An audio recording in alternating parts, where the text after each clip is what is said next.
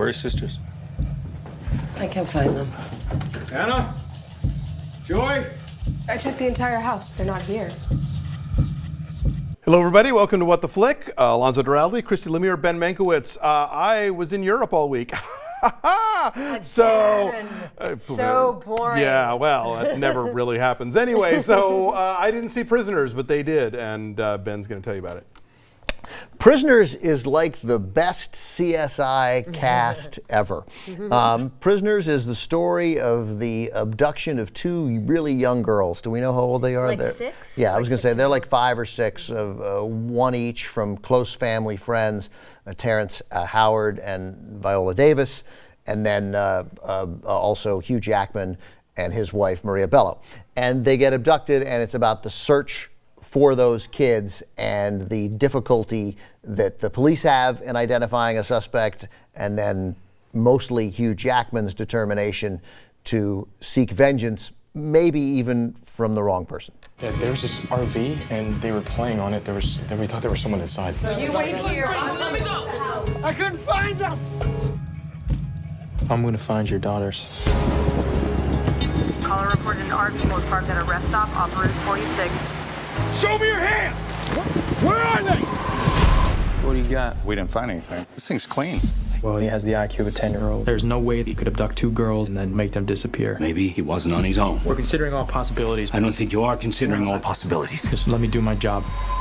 This is a really beautifully photographed, but very self-serious and kind of B-grade killer kidnap thriller, I think. Yeah, like I saw it at the Telluride Film Festival, and it was, described as a, as sort of a, you think it's just another genre movie about a crime, but this is so much more. It's about something. Right. Yeah. I don't really think it was about much more. It's trying to be. It tries really, very really hard to be, yeah. but it Yeah. doesn't. That said, I was vested in it. I cared what happened. And that's a challenge because it's too long. It's 2.5 hours long. Yeah, it's a It good, does not need solid, to be. it's like, Yeah. it's a solid 3-part CSI. But the idea is then that when Paul Dano, as you know from the trailers, is it Dano? Okay. I was going to correct Paul everyone's Dano. pronunciations all day. Paul It was so Da- fun. Paul Dano is accused of the crime, and it's unclear whether he did it, but Hugh Jackman is not concerned with that and seeks vengeance ahead of the police investigation. And so that's the big idea, is that do we all have sort of this barbarism in us as we defend the family? And the kids might be alive. We don't even know. There's no bodies found. We don't know whether the kids are alive or dead. I wanted it to get resolved. I wanted to know who did it. But there were a lot of things along the way that felt kind of exhausting. I mean, it's really over the top in terms of some of its performances. I mean, remember you had the problem with Jake Gyllenhaal and the eye twitching and the neck tats, and it's all very mannered and very Jake Gyllenhaal's subconscious. shirt is buttoned all the way to the top the whole Cover up time, his neck and he's tats. got, but it doesn't cover up his neck tattoos. His neck tattoos are still there. It almost points arrows at his neck tattoos, and they don't explain it. I happened to run into a producer, because that's what happens at Telluride, where they're all pitching their movies, and I was like, hey, so what was the deal with his tattoos? And she was like, that was Gyllenhaal's decision. And it sort of added, they thought, some mystery. You'd wonder about the character. I found it distracting because I was wondering about the character. Was he in a gang? Was he in the military? Yeah.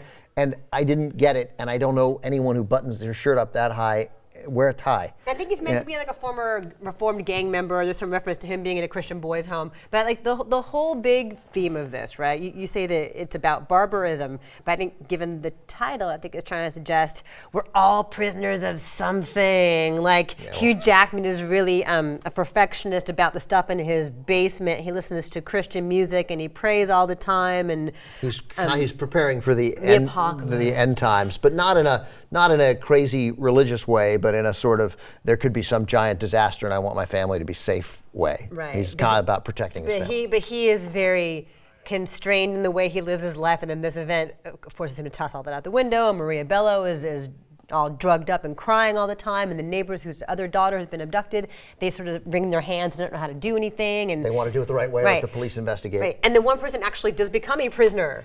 A literal prisoner. There is a literal and it's prisoner. just so freaking heavy-handed, but it's shot really beautifully. Roger Deakins. Yeah. My hero, the great Roger Deakins, shot this movie, and it's really beautiful. Yeah, there's one moment that, like, again, Jake Gyllenhaal has no partner.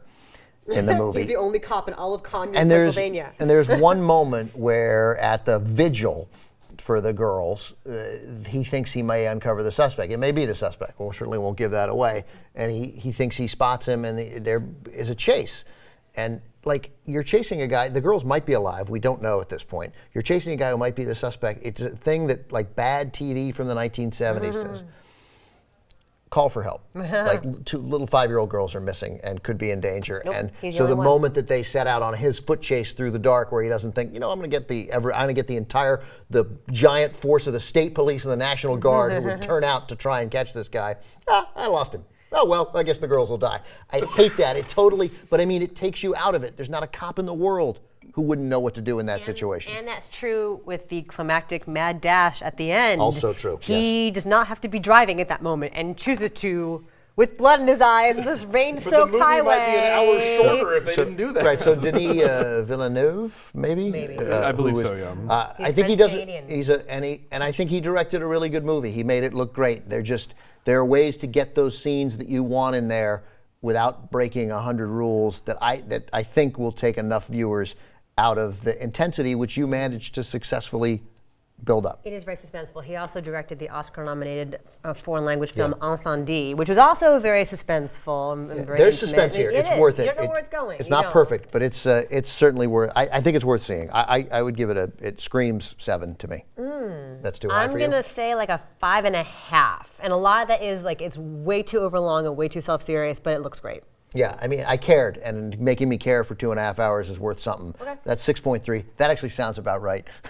So Our average is fair. I'm too low and you're too high. that's right. Yeah. On the tomato meter? The tomato meter, it's liked. It's at 81% on Rotten Tomatoes. Thanks.